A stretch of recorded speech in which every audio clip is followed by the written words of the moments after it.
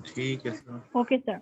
Okay, तो अगर कोई आपका सवाल है, if you have any question related to the papers and the previous lectures, then you can ask. Otherwise, we are basically moving forward to the next lecture, that is determining pay rates.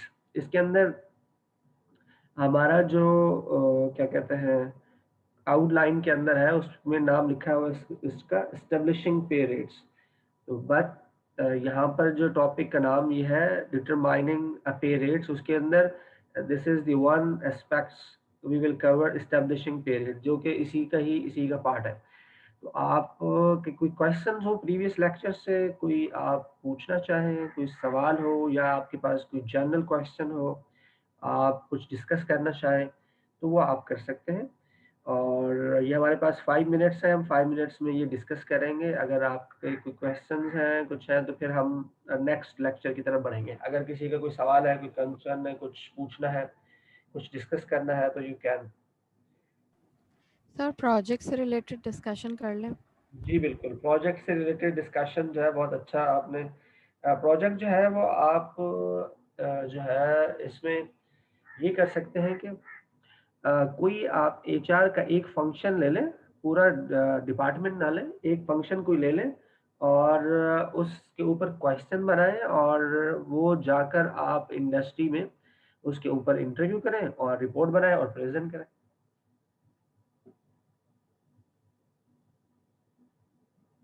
जी बोले। अस्सलाम वालेकुम sir sir. कोई example दें आप sir. Sir आपने कहा था आप कुछ शेयर भी करेंगे हमसे। अच्छा ठीक है, मतलब आप ये चाह रहे हैं कि कोई फॉर्मेट आपके साथ वो शेयर हो जाए, क्या कहते हैं कि किस तरह क्या क्या पॉइंट्स उसमें शामिल होंगे। जी, किन चीज़ों पे हमें काम करना है, कोई हेडिंग्स या कोई फॉर्मेट। तो ये मैं आपको, अगर आप लोग चैट में देख रहे हैं तो मैं वहां पर लिख देता हूँ, वहां से नोट कर लें आप लोग। लिख दूँ वहां पर, मैं कर लेंगे आप? जी सर कर ग्रुप लेंगे। में भी लिख सकते हैं। हाँ ग्रुप में तो अभी तो क्योंकि ये लेक्चर में है, तो लेक्चर में जो है वो लिख सकते हैं। ग्रुप में जब होंगे तो ग्रुप में लिखेंगे। अभी फिलहाल यहाँ से नोट कर लें, और कोई आप में से इसका एक बनाकर ग्रुप में भी अपलोड कर दें, अगर कोई ये ठीक है सर। रिस्पॉन्सिबिलिटी लेना चाहे तो। ठीक है जी। तो सबसे पहले अभी ये जो मैं लिख रहा हूँ, अभी इसके दरमियान में कोई और लिखेगा नहीं, चैट नहीं करेगा, बस मैं ये लिखूंगा। जब मैं लिख लूँ कंप्लीट तो फिर आप चैट कीजिए, क्योंकि वरना दरमियान में किसी और की चीजें आ जाएंगी। तो मैं one by one, point by point आपके साथ डिस्कस करूंगा। तो सबसे पहले जो है ये मैंने लिखा है टॉपिक। नंबर 2 जो है हमारे पास है एक्नॉलेजमेंट।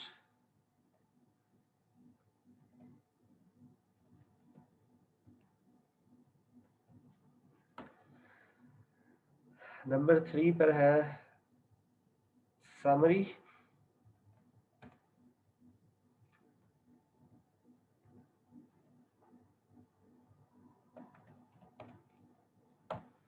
नंबर 4 जो है वो हमारे पास है टेबल ऑफ कंटेंट।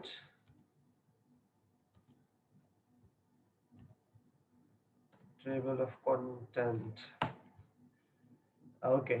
उसके बाद हमारा पहला जो है वो चैप्टर शुरू होगा, चैप्टर नंबर 1। इस चैप्टर में होगा इंट्रोडक्शन। इस चैप्टर का नाम है इंट्रोडक्शन। इस इंट्रोडक्शन में हमारे पास हेडिंग होगी 1.1। जो भी इंट्रोडक्शन आप कर रहे हैं उसमें आप सबसे पहले कंपनी इंट्रोडक्शन,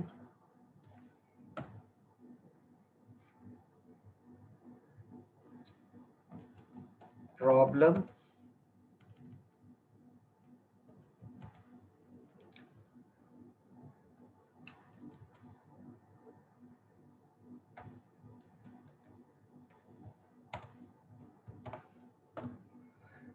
ठीक है। ये 1.2 है, प्रॉब्लम डिस्कशन। मैंने इसको आप कर दीजिएगा 1.2, या आप नंबर ना भी डालें तो कोई मसला नहीं है। ये 1.2 है। 1.2 डिस्कशन ऑन प्रॉब्लम, यानी आप मतलब ये है कि ये टॉपिक जो आप सेलेक्ट करेंगे डिस्कशन ऑन प्रॉब्लम का मतलब ये है ये जो टॉपिक आप सेलेक्ट कर रहे हैं इसकी रीजन क्या है, कैसे आपको पता चला कि इसी टॉपिक को सिलेक्ट करना चाहिए या इसी जो फंक्शन है इसको सिलेक्ट करना चाहिए।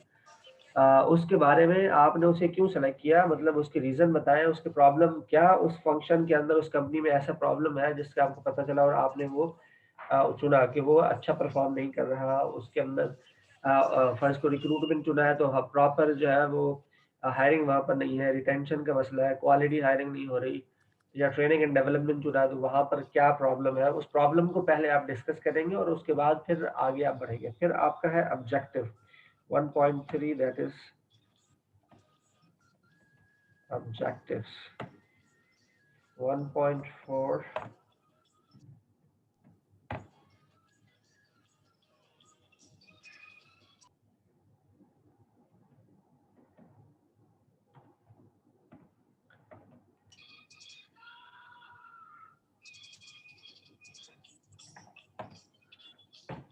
Okay, competitors. कंपैटिटर में आप एक से दो कंपैटिटर्स को देखेंगे कि उनका प्रोसेस क्या है और किस तरह जो है वो फर्ज करो जिस फंक्शन पे आप काम कर रहे हैं आपके कंपैटिटर्स जो है उस फंक्शन को कैसे करते हैं, उनका थोड़ा सा इंट्रोडक्शन और उसी से रिलेटेड जो है वो आपने चीजें उसमें डिस्कस कर दी है। और फाइनली इसके अंदर है 1.5, that is the theory.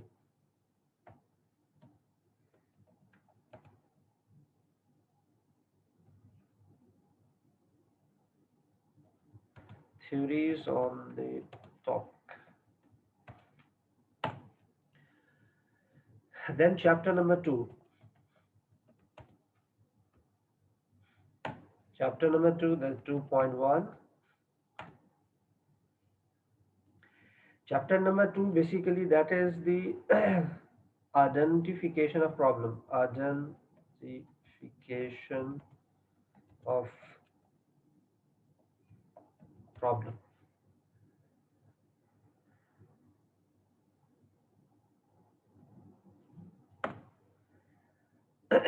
Identification of problem के अंदर जो चीज़ें हैं वो ये है कि आपने जो सवालात आप बनाएंगे लोगों से जाकर पूछेंगे उन क्वेश्चंस को आपने यहाँ पर जो है फर्ज करो आपके पास टोटल जो है जो क्वेश्चन है वो टोटल क्वेश्चन जो है वो फर्ज करो 20 क्वेश्चन है आपके या 15 क्वेश्चन है जो कि आपने जाकर उनके उस फंक्शन से रिलेटेड पूछे हैं। तो अब आप क्या करेंगे कि उनको कैटेगराइज करेंगे। कैटेगराइज क्या करेंगे, वो ये करेंगे कि जो है वो 3 से 4 आप हेडिंग बनाएंगे जो कि उन सवालात से रिलेटेड होंगी और हर एक हेडिंग के अंदर 3 से 4 क्वेश्चन हों जो कि रिलेवेंट हों उस हेडिंग से रिलेटेड। फॉर एग्जांपल आप ये जरा आप माइक ऑफ कर दीजिए प्लीज अपना, जो भी।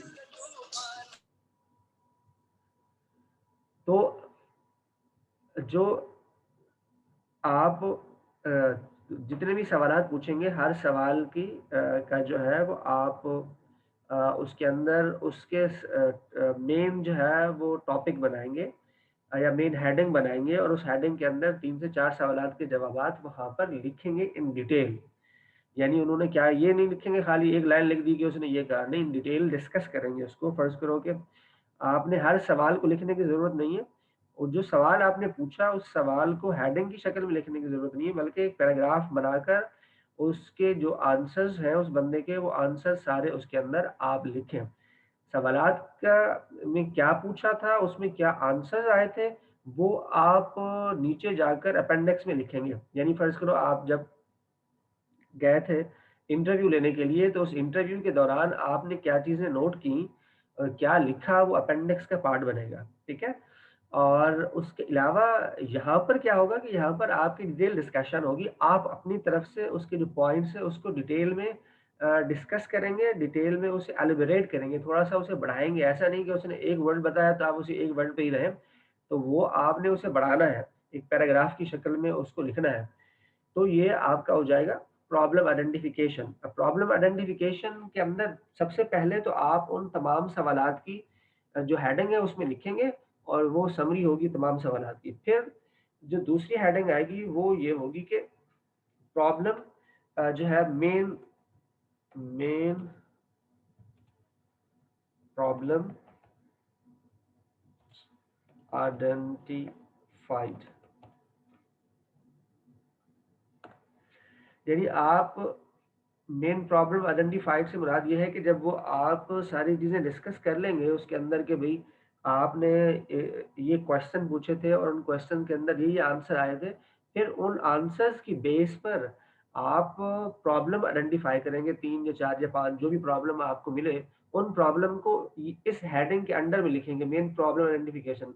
प्रॉब्लम नंबर 1 उसको डिस्कस करेंगे क्या प्रॉब्लम था, प्रॉब्लम नंबर 2 उसको डिस्कस करेंगे क्या था, प्रॉब्लम नंबर 3 उसको डिस्कस करेंगे, प्रॉब्लम नंबर 4 5 से ज्यादा प्रॉब्लम नहीं होने चाहिए, 3 to 5 प्रॉब्लम के दरमियान में आप रहें, इससे ज्यादा प्रॉब्लम को जो है वो नहीं करना। अगर कोई किसी कंपनी में बहुत ज्यादा मसाइल है वो एक अलग बात है, लेकिन बस 5 तक प्रॉब्लम होने चाहिए, उनको डिटेल डिस्कस करें। तो ये चैप्टर नंबर 2 आपका कंप्लीट हो जाएगा। फिर चैप्टर नंबर 3 होगा।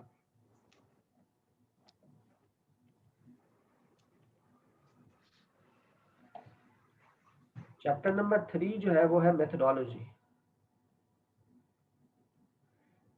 मेथोडोलॉजी में आप ये बताएंगे कि how basically to complete this project, how to complete the project, पूरा प्रोसेस बताएंगे आप। प्रोसेस में क्या चीजें बता सकते हैं आप? प्रोसेस में आप बता सकते हैं कि आप जो है क्वेश्चनर कैसे बनाया, हाउ टू डिजाइन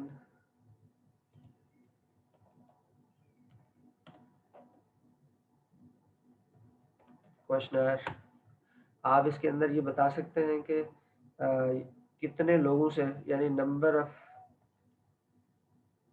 इंटरव्यू कितने लोगों से लिया, interview number of people interviewed with designation।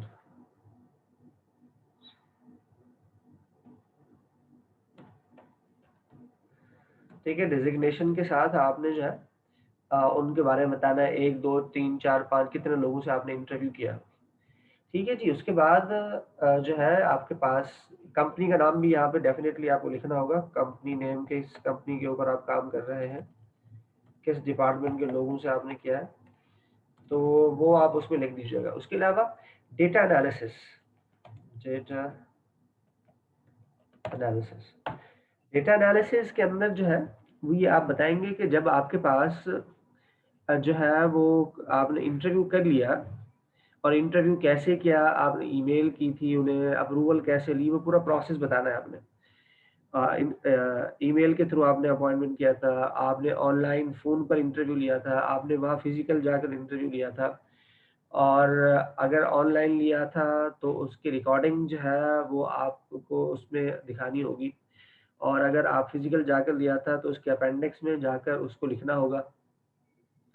तो ये चीज़ें आपको जो है इसके अंदर करनी होगी। अब इसके अंदर जो है डेटा एनालिसिस में 3 जो है वो चीज़ें होती हैं। सबसे पहले होती है आप जो डेटा होगा उसकी आप समरी बनाएंगी कि टोटल जो लोग हैं उन्होंने क्या-क्या, किस सवाल का जवाब क्या-क्या दिया।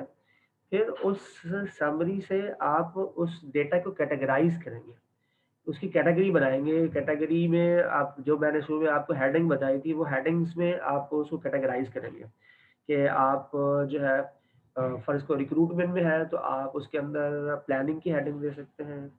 आप उसके अंदर जो है रिक्रूटमेंट के सोर्सेज़ की हेडिंग दे सकते हैं, फिर उसमें बता सकते हैं कि कौन-कौन से सोर्सेज़ इस्तेमाल करते हैं। उसमें सिलेक्शन का प्रोसीजर बता सकते हैं, इंटरव्यू पैनल के हवाले से बता सकते हैं। इस तरह की मेन हेडिंग दे सकते हैं, और उसके अंडर में जो क्वेश्चंस हैं वो आप उनको लिखकर उनकी समरी बना देंगे। तो नंबर 1 पे आप उसकी समरी बनाएँगे, नंबर 2 पे आप उसको कैटेगराइज़ करेंगे, और नंबर 3 पे आप उसकी रेट जो है रैंकिंग करेंगे कि नंबर 1 पर जो है कौन सा लिखा जाए, कौन सी हेडिंग आनी चाहिए, नंबर 2 पे कौन सी, नंबर 3 पे कौन सी, नंबर 4 पे कौन सी, क्योंकि हेडिंग आगे पीछे हो सकती है, लेकिन इस सीक्वेंस में होनी चाहिए कि पहली हेडिंग का ताल्लुक दूसरी के साथ होना चाहिए, दूसरे का तीसरे का, तीसरे के चौथे, इस तरह एक दूसरे के साथ लिंक होनी चाहिए हेडिंग्स में। तो ये डेटा एनालिसिस, लेकिन आप यहाँ पे बताएंगे कि आपने डेटा एनालिसिस किया कैसे, लिखेंगे आप चैप्टर 2 के अंदर। आपका जो पूरा का पूरा मटेरियल है वो चैप्टर नंबर 2 में लिखा जाएगा, जो कि आप इंटरव्यू से लेकर आएंगे।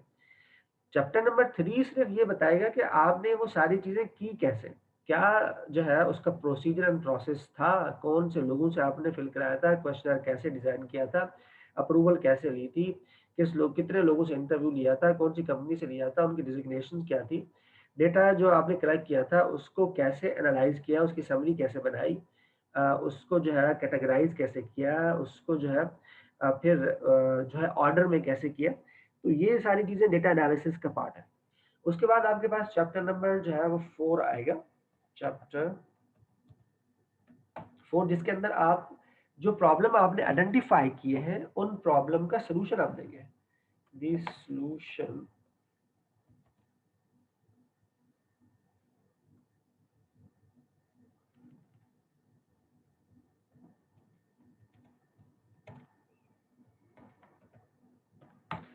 ठीक है, दी सॉल्यूशन ऑफ द प्रॉब्लम्स। जो प्रॉब्लम चैप्टर नंबर 2 में है, जो मैंने ये रखा है आइडेंटिफिकेशन ऑफ मेन प्रॉब्लम्स, ये मेन प्रॉब्लम्स आइडेंटिफिकेशन, ये जो आपने यहाँ पर लिखा है, ये मैं इसकी बात कर रहा हूँ।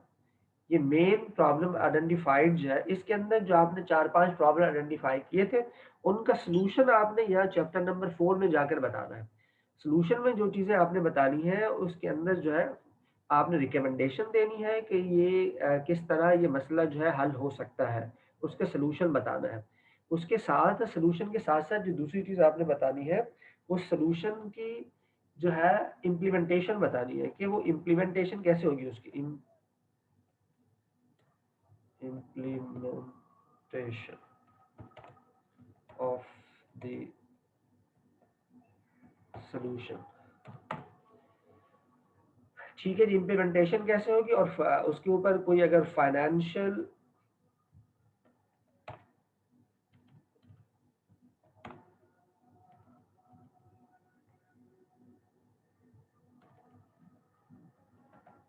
ठीक है, अगर कोई फाइनेंशियल कंस्ट्रेंट्स हैं तो वो आपने लिखना है, मतलब फाइनेंस कितना उस पर लगेगा, पैसा लगेगा नहीं लगेगा, तो फाइनेंशियल जो एस्पेक्ट्स है उसको भी आप डिस्कस करेंगे। ये चैप्टर नंबर 4 कंप्लीट हो जाएगा। फिर चैप्टर नंबर 5 है जो which is last chapter, chapter 5, that is only the conclusion.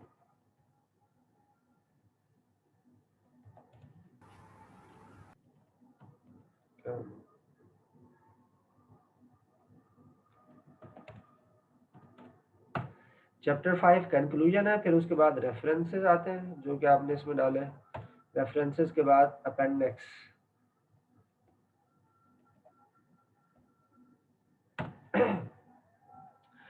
जी, अब आपके कोई सवाल हो तो आप जरा इसको पूछ सकते हैं। ये मैंने यहाँ पर आपके पूरे कंप्लीट जो है वो टॉपिक लिख दिया। अभी ये फराज है हमारे साथ, फराज आप हैं जो CRS क्लास के? सर फराज अभी अवेलेबल नहीं है, मेरी जी बात सर, हुई है उनसे। अच्छा, तो कोई आप में से कोई रिस्पॉन्सिबिलिटी ले ले और जो मैंने ये लिखा है इसको अपने पास नोट करके वर्ड के ऊपर जो है ये व्हाट्सएप ग्रुप पे अपलोड कर दे। कौन कर सकता है? वेरी सर मैंने कुरतुलैन ने किया हुआ है। स्क्रीनशॉट डाल दिया है, कुरतुल स्क्रीनशॉट डाल दिए हैं मैंने। ओके, कुरतुल एन ने स्क्रीनशॉट डाल दिए। इसके कंप्लीट के डाले या अलग अलग डाले? सर अलग अलग ही हैं, चैप्टर 1, चैप्टर 2, चैप्टर 3, चैप्टर 4। अच्छा ठीक है, हाँ ठीक है, ये आपने ये सैयद अली एम जैदी ने भी डाल दिए। ठीक है, अच्छी बात है, इन्होंने और डिटेल में डाल दिया। ठीक है जी, कोई क्वेश्चन इसके ऊपर हो तो आप जो है आप मुझसे पूछ लें, फिर हम आगे बढ़ते हैं। ये रिपोर्ट आपकी सर जी जी बोले। सही फाइनेंशियल एक्सपर्ट्स का बता दें इसमें क्या कवर करना है हम लोगों ने। हाँ, फाइनेंशियल एस्पेक्ट्स में ये कवर करना है कि आप ये बताएंगे कि ये जो सोल्यूशन आपने दिया है इसके इम्प्लीमेंटेशन का जो प्रोसेस होगा उसके ऊपर कितना इनका खर्चा आएगा, पैसे लगेंगे या बगैर पैसों के हो जाएगा ये? तो जो हम सॉल्यूशन बता रहे होंगे उससे उसका ना। जी जी, जो सोल्यूशन आप बता रहे होंगे उसका, उसके ऊपर कोई कॉस्ट है या बगैर कॉस्ट हो जाएगा, अगर है तो कितनी एस्टिमेटेड कितनी कॉस्ट आ जाएगी उनकी? Okay sir. सर ये सर, वर्ड फाइल पे ही हम कोई भी हो सबमिट कर देंगे ना? जी, ये वर्ड पे ही पूरा रिपोर्ट जैसे वर्ड पे बनती है ना उसी तरह बनेगी ये। और आपने इसकी पीपीटी बनाकर प्रेजेंटेशन भी देनी है। सर ऑर्गेनाइजेशन कोई सी भी हो सकती तो है ना, सर हमारा जी जी, आज सर हमारे ग्रुप जो बने हुए हैं वो मेंटेन रहेंगे ना? जी उन्हीं ग्रुप के अंदर ही करना है आपने। और दूसरा ये है कि ऑर्गेनाइजेशन के हवाले से पूछ रहे हैं, कोशिश ये करें कि अच्छी और बड़ी ऑर्गेनाइजेशन हो।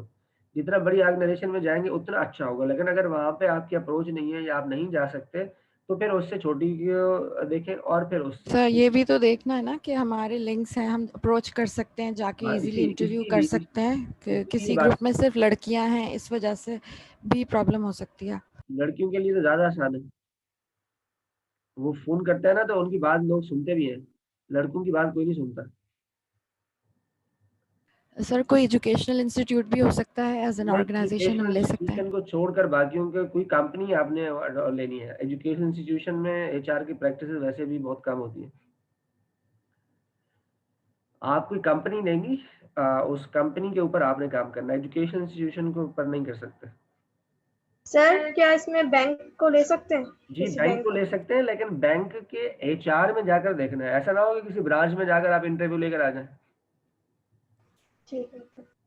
ये एचआर से के लोगों से ही इंटरव्यू होगा खाली। आप किसी ऐसे ब्रांच मैनेजर से या किसी दूसरे डिपार्टमेंट के हेड से इंटरव्यू नहीं कर सकते। सिर्फ एचआर के हेड से या एचआर के मैनेजर से ही आप इंटरव्यू करेंगे।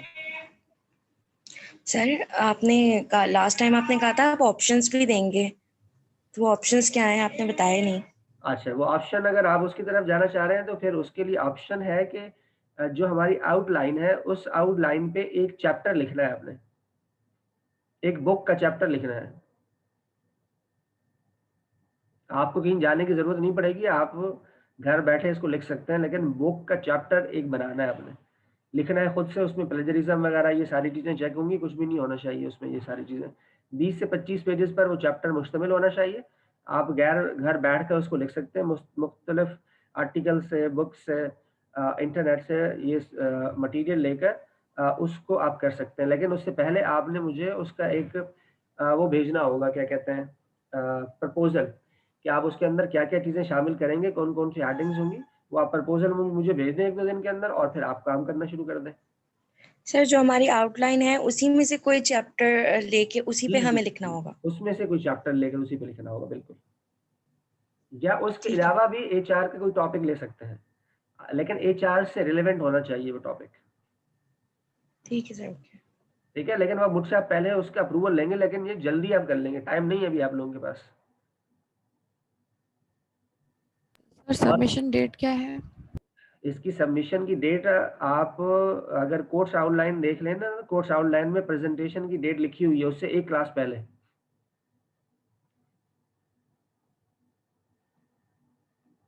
देखिए आप लोगों ने आउटलाइन। सर आई थिंक आपने 10th ऑफ नवंबर बताई थी। नवंबर तो बहुत जल्दी हो जाएगा, आप लोगों से हो नहीं गए, होगा नहीं। सर अभी तो असाइन हुआ है, थोड़ा टाइम दें सर। हाँ, सर थोड़ा एक्सटेंड कर दें। असाइन तो बहुत पहले से मैंने किया हुआ था, लेकिन अभी आप लोग भी खामोश थे, काम नहीं किया। दिसंबर की डेट दे दें सर। ठीक है, अब क्या क्या कर दूं? दिसंबर की कह रहे हैं, वो डेट दे दें। एग्जाम कब है आप लोगों के फाइनल? सर आई थिंक जनवरी में होते हैं, जनवरी में नहीं है। फर्स्ट वीक ऑफ जनवरी में होते हैं आई थिंक। नहीं, जनवरी में नहीं है। नहीं सर, नहीं, दिसंबर एंड में ऑफ है। दिसंबर में, एंड ऑफ सर दिसंबर। दिसंबर की 3rd वीक में है।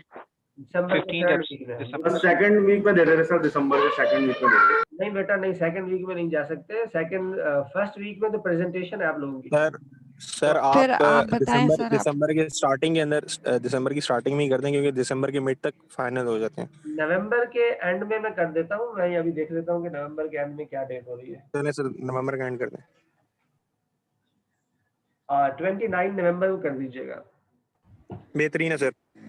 ठीक है sir, thank you. Thank you sir. लेकिन ये डेट आगे बढ़नी ही चाहिए फिर, पता चले कि आप में से फिर बहुत सारे लोग ये कहते हैं कि जी अभी नहीं हुआ, ये है वो है फलाना है, या अभी सर आप ये प्रेजेंटेशन की डेट दे रहे हैं आप या सबमिशन की डेट दे रहे ये सबमिशन की डेट दे रहा हूँ, प्रेजेंटेशन की डेट इसके बाद वाला वीक है। सर कैलेंडर में 5 से 15 दिसंबर तक जो है वो फाइनल की डेट डली हुई है, जो कैलेंडर डिसाइड हुआ। कब से डेट है? 5 से 15 दिसंबर से। अच्छा, ये तो फिर बहुत हम लेट हो जाएंगे ये, लेकिन 5 से 15 दिसंबर में हो कैसे सकता है, ये मुझे समझ नहीं आ रहा। अभी तो हमारी तकरीबन कितनी क्लासेस हुई हैं? 8 क्लासेस हो चुकी हैं एग्जाम को मिलाकर, तो 7 अभी बाकी हैं। तो ये 7 क्लासेस कैसे होंगे नवंबर में, या हो जाएंगी?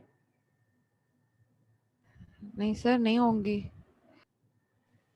Sir, I think 27th of December is last class. 27th of December. नहीं 27 दिसंबर तो बहुत दूर है भाई, इससे पहले ही पेपर है। चले आप बहरहाल 29 को आप दे दीजिएगा। उसमें अगर ये हुआ कि टाइम नहीं मिला प्रेजेंटेशन का, तो फिर हम ये कर सकते हैं कि आपने एक वीडियो प्रेजेंटेशन की वीडियो बनाकर वो आप अपलोड कर दीजिएगा, तो उसकी बेस पे मार्किंग कर लूंगा मैं।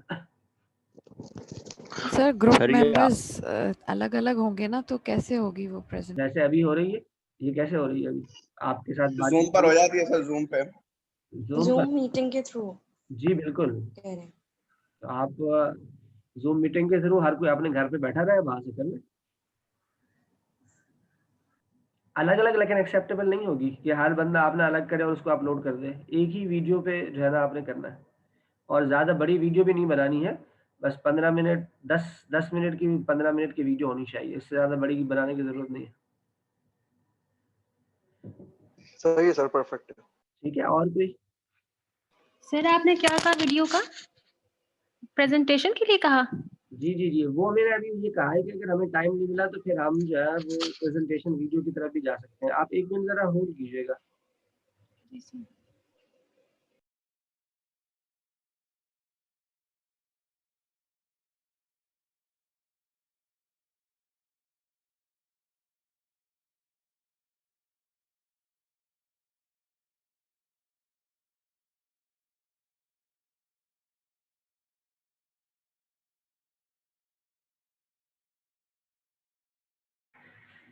जी, तो आप लोग बताइए क्या कह रहे थे?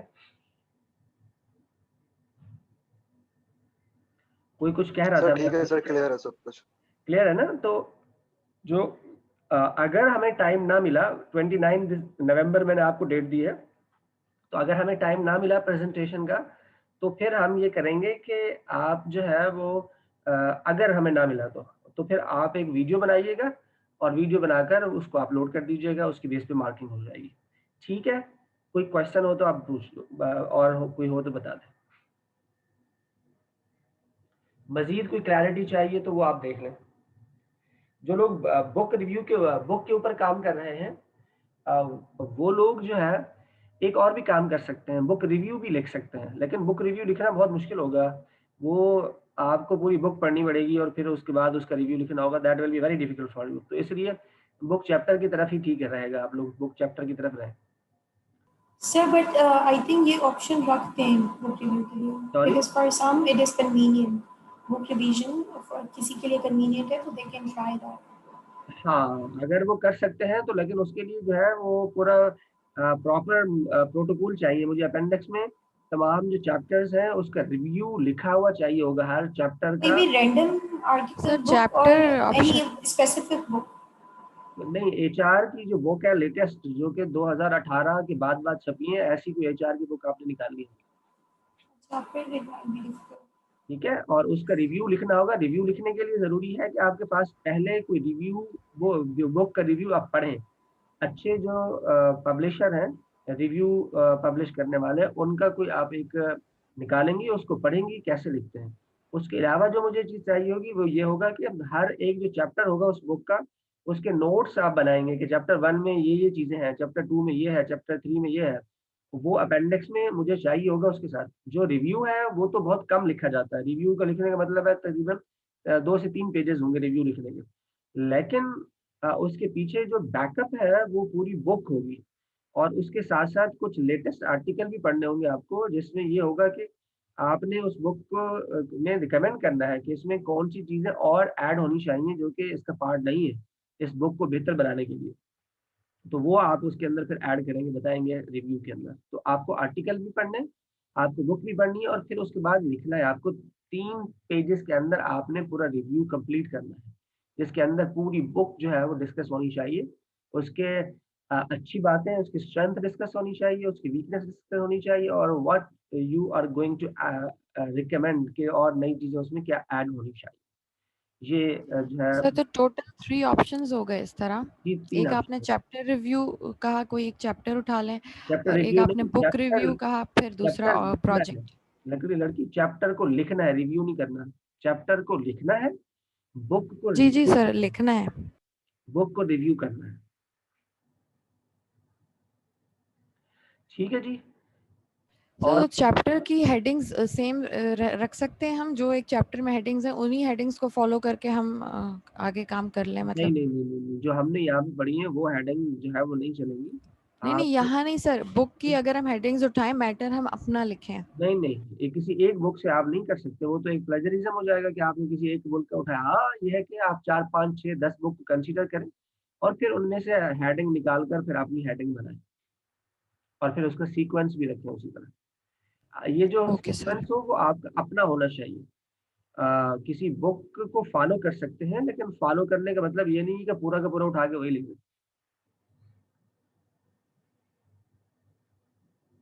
जी, और कोई सवाल? 1 मिनट रह गया है, सवाल पूछ लें एक आधा, ताकि जो है ये हम नेक्स्ट। सर ग्रुप मेंबर 4 ही 4 ग्रुप मेंबर है सर। चले 4 भी करना चाहे तो कर लें, मैंने 3 का कहा था, लेकिन 4 कर सकते हैं आप। नहीं सर, लास्ट टाइम आपने 4 पे अलाउ कर दिया था, तो हम अच्छा, 4 पे फॉर्मेशन कर लेते।